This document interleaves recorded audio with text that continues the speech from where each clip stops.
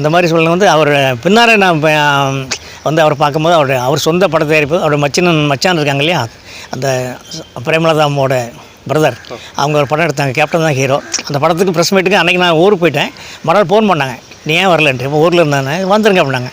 போனால் ஒரு 1/2 மணி பேட்டி எடுத்த பிறகு கேப்டன் கேப்டன் இவர் தான் போய் சொன்னார் படத்தை பற்றி. அவர் தானே ப்ரொடியூசரு. அப்போ மேலே 3ஆம் மாடியில் வந்து பந்தல் போட்டிருக்கும், பந்தல் போட்டு உள்ளே அங்கே எக்ஸசைஸ் பண்ணிட்டுருக்கேன் கேப்டன். அப்போ பார்க்கலாம்னு. அட நீங்கள் வேறு அவருக்கு எப்போ வேணாலும் பார்க்கலாம், போங்க வாங்க அப்படின்னாரு. வாங்க வாங்க உட்காருங்க, பேட்டியில் எடுத்தாச்சு, எல்லாம் எடுத்தாச்சுன்னு அப்படின்னேன். அப்போ வந்து அப்போ அவர் சொன்னேன், இந்த மாதிரி இந்த மாதிரி சரவணமூர்லேருந்து ஒருத்தர் வந்திருந்தாரில் ஒரு கேஷி ஏன்னா அது நான் தான் அப்படின்னேன். எனக்கு ஞாபகம் இல்லை, ஆனால் யாரோ வந்தாங்க, இல்லை உங்களுக்கு அது உங்களை பொறுத்த வரைக்கும் சம்பவமாக இருக்கலாம், எங்களை பொறுத்த வரைக்கும் அது சரித்திரம் அப்படின்னு. அவர் சிரிச்சுக்கிட்டார், நல்லா இருக்கேன், இது டைலாக் நல்லா இருக்கு அப்படின்னாரு. அப்படி பேசிட்டு கேப்டன் பேசினாரியா அப்படின்னாரு. அவர் கொஞ்சம் நகைச்சுவை பேசுகிறேங்க எடிட்டர். ரொம்ப மகிழ்ச்சி என்ன அப்படின்னாரு. இல்லை சார், நீங்கள் அனுப்பி வச்சிங்க, அதுக்காக நான் நம்பிக்கைக்கு பாத்திரமா இருக்கணும்ல அப்படின்ட்டு சொன்னோம். அப்புறம் வந்து அவருடைய ஒவ்வொரு ஃபங்க்ஷன் ப்ரெஸ் மீட்டுக்கு வந்தால் கூட வந்து கூப்பிட்டு எப்படி இங்கே கை பிடிப்பார். கையில் ஒரு ஆழமான அழுத்தம் இருக்கும். அந்த அழுத்தம் தான் அந்த அன்பு. எப்படி அதாவது நம்முடைய இவங்களாம் நமக்கு அந்நியர்கள் கிடையாது, நம்ம குடும்பத்தில் ஒருத்தருங்க மாதிரி அவர் நினச்சார். அதுதான் அவருடைய ஒரு வெற்றியின் ரகசியம்னு நினைக்கிறேன். அப்புறம் பின்னாடி வந்து கொஞ்சம் உடல்நல குறையாக இருக்கும்போது அவர் பார்க்குறதுக்கான அனுமதிகள் இல்லை. இருந்தாலும் நான் அந்த அவங்க மச்சினட்டுக்கு அடிக்கடி கேட்பேன் எப்படி இருக்காங்கன்ட்டு. ஏன் மாமா நல்லா இருக்காங்க பரவாயில்ல அப்படின்னு சொல்லுவாங்க. அதனால் இந்த அளவுக்கு அவங்க வாழ்க்கை பயணம் இத்தனை சீக்கிரம் முடியும்னு யாரும் எதிர்பார்க்கல. அது நிஜமாகவே ஒரு பத்திரிகையாளர் மட்டும் இல்லை, சக மனிதனாக ஒரு நண்பனாக நிச்சயமாக அந்த இழப்பை இன்னும் தாங்க முடியல. ஏன்னா அந்த அது எப்படி சொல்கிறதுன்னு எனக்கு தெரியல. மனிதன் வந்து மறுபிறவி எடுத்து வந்தால் எப்படி வந்தது, அது அந்த மறுபிறவி பேர் கேப்டன். வாழ்த்துக்கள் நிறைய பேருக்கு அவர் மனசார வாழ்த்துவார். பேருக்கான வாழ்த்துதல் இருக்கிறது உண்மையை வாழ்த்துவார். யார் வந்தாலும் எப்போ வந்தாலும் அவர் பார்க்கலாங்கிற ஒரு சூழல் வந்து எந்த நடிகருடைய இது கிடையாது. ஏன்னா ஆஃபீஸ்க்கு வாங்கிடுவாங்க. நிறைய பல நடிகர்கள் பார்க்கப்போ ஆஃபீஸ் வாங்க. ஏன்னா வீட்டில் வந்து பார்க்குறதுக்கு நமக்கே சங்கடமாக இருக்கும், அவங்களுக்கு இன்னும் சங்கடமாக இருக்குன்னு வச்சுங்களேன். அதனால் வந்து ஆஃபீஸ் வாங்க இவரை எங்கே வேணாலும் பார்க்கலாம். வந்திருக்காருன்னு சொன்னால் சரி கூப்பிடுங்கிற அளவுக்கு தான் அவர் இருந்தார். எந்த ஒரு வேலையாக இருந்தாலும் வந்து என்ன வேலை இருந்தாலும் என்ன விஷயம்னு பார்த்தீங்கன்னா ஏதோ ஒரு அவசரமாக தான் வந்திருக்கான், ஏதோ ஒரு முக்கியமான விஷயத்துக்கு தான் வந்திருக்கான், இல்லாட்டி சும்மா வர மாட்டாங்களா அப்படிங்கிற ஒரு மனதில் உள்ளவர்.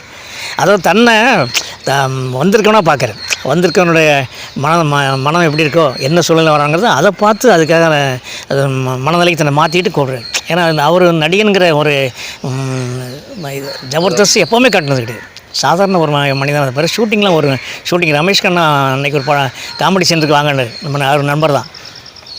அப்போ வந்து கேப்டன் அவர் நடிச்சுட்டு அடுத்து அந்த சீனுக்கு மத்தியில் உட்காந்து மற்றவங்க கூட கதை பேசிட்டு இருக்கார். அப்போ சார் அடுத்த ஷாட் எடுங்கப்பா அப்படிங்கிறார். அது என்னென்னா அதை கலகலப்பாக அந்த இப்போ கேரவன்லாம் இருக்குல்ல, கேரவன் இருந்தால் போக மாட்டார். கேரவன் இப்போ அந்த கலாச்சாரம். ஏன்னா அடுத்த சீன் எடுக்கும்போது இவங்க கூட இருந்தால் தான் அடுத்த சீன் நம்ம எப்படி இருக்காங்க ஒரு உத்வேகம் ஏற்படும். அந்த கேரக்டருக்கான வீரியம் தெரியும் இல்லையா, அது ரொம்ப உன்னிப்பாக கவனிப்பார். பேசிகிட்டே இருப்பார்.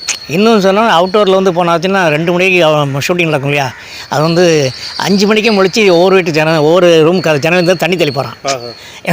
ஏன்னா 2 மணிக்கு தூங்கின ஒரு ஆள் தூங்க போகிற ஆள் 5 மணிக்கு முழிக்கிறேன்னா அப்போ ஒரு நடிகனுடைய செயல்பாடுகள் எப்படி இருக்கு பாருங்கள், உற்சாகம். அவருக்குள்ளேயே இன்னொரு மனுஷன் இருக்கான், அது அவன் பேர் உத்வேகம், நம்பிக்கை. ஏன்னா அந்த போராட்டத்தில் அப்போ 2 இமயங்கள் இருந்தது. 2 எம்ஜிஆர் சிவாஜி காலங்கள் தாண்டி அடுத்த ரஜினி கமல் வியாபிச்சிருந்த நேரத்தில் இவருடைய ட்ராக்கில் தனியாக ஜெயிச்சிட்டு இருந்தார். அது உச்சமான படங்கள்னு ஊமை ஒளிகள்லாம் இன்றைக்கும் வரலாறு இல்லையா, நிறைய படங்கள் இருக்குது, நிறைய இருக்குது. என்ன அவர் நம்ம இன்னும் நாள் இருந்திருக்கலாமோன்னு தோணுது. இருந்திருக்கலாம், அவரை பார்த்துக்கலாமே. கடைசியாக இந்த மன்றத்து குடும்பம் கூட அவரை பார்த்துட்டு அப்போயே ஜனங்கள் அழுதாங்க. நம்ம டிவியில் தான் பார்க்க முடிஞ்சுது. கண் கலங்கிச்சு. ஐயோ எப்படி இருந்த மனுஷன், ஏன்னா ஒரு ஆளுமை திறன உள்ளவருக்கு இப்படி ஒரு அமைதியாக பார்க்கும்போது ரொம்ப கஷ்டமாக இருந்தது. ஏன்னா சக மனுஷனும் இல்லை, சக பத்திரிகையாளர்னாவும் ரொம்ப மனசு கஷ்டமாக இருந்தது. சரி, அந்த குடும்பத்துக்கும் நம்ம அவர் இருக்காருங்கிற நம்ம நம்பிக்கையை வதச்சு தான் நாங்களும் ஓரளவு மனசை சேர்த்துக்கிட்டு இருக்கோம். இப்போ அவர் இறந்த பிறகு அவர் செய்த நல்ல திட்டங்கள்லாம் இப்போ ஒன்று ஒன்றா வெளியே வந்துட்டு இருக்கு. ஆமாம், அதே போல் தான் நீங்கள் சொல்கிற தகவலும் இப்போ வந்து அவர் இறந்த பிறகு உங்களோட மனநிலை எப்படி இருக்குது? நீங்கள் அவர்கிட்ட கொஞ்சம் பழகிருக்கீங்க, உங்களோட மனநிலை எப்படி இருக்குது? வந்தோம் வாங்க அப்படின்னு கூடும்போதே ஒரு வாஞ்சியான அன்பு இருக்கும். அதாவது என்னடா இப்போ வந்திருக்காரு அப்படி சில மாதிரி முக எக்ஸ்பிரஷன் தெரியும், நமக்கு தெரியல, நான் முகநாடி தெரியும், அப்படி தான் இருக்குது. வாங்க அப்படிம்பாரு. உடனே உள்ளே கூப்பிட்டு உடனே நம்ம கேட்காமலே டீயோ காஃபியோ வரும் அந்த நிமிஷம். இல்லை இப்போ தான் சாப்பிட்டேன், அதெல்லாம் முதல்ல இருக்கும் அப்படிம்பார். அது மாதிரி அவர் பக்கபலமாக இருந்தது அவர் சுதீஷ் மச்சா இருக்கார் இல்லையா, அவர் மாமா குறிப்பறிஞ்சு செயல்படுவார். அதனால் படம் ஒரு படம் வெற்றி பெற்றால் கூட ஃபோன் பண்ணி சொல்லுவார், படம் நல்லா போகுது சார், நல்லா ரிவ்யூ கொடுங்க அப்படிப்பார். இவர் பேச மாட்டார், அவர் பேசுவார். ஏன்னா உண்மையிலே படம் நல்லா இருந்து எழுத போகிறோம் இல்லையா. ரெண்டாவது அவருடைய ஸ்டைல் வந்து அவராக உருவாக்கிக்கிட்டது. அந்த சோரில் திரும்பி அடிக்கிற ஸ்டைல் இருப்பாருங்க, அதை அவருக்கு பாராட்டும் போது இல்லை அது கால் எவ்வளோ வலிக்கணும் உங்களுக்கு தெரியுமா, அது மக்கள் ரசிக்கணும் வந்து அதை நிஜம் நம்பணும். நம்ம நடிச்ச ஒரு டூ போடுற சீனில் ஒரு நடிகர் இவருக்கா குட்டிக்கார் நடிச்சு அவர் செத்து போயிட்டார். அன்றைக்கி சாயந்தரமே அதை வீட்டுக்கு போயிட்டு எவ்வளோ பணம் கொடுத்தா தெரியுது, குடும்பம் இன்னைக்கு வரைக்கும் அந்த குடும்பம் நிம்மதியாக இருக்குது. இவருக்கு பதிலாக டூ போட்டவர் குடும்பத்துக்கு நிதி உதவி உடனே ஆன் தி ஸ்பாட்டில் போயிட்டார். அது போய் பார்ப்போம் 16 கழிக்கிட்டுலாம் சொல்லுவாங்கள்ல, அந்த பேச்சே கிடையாது.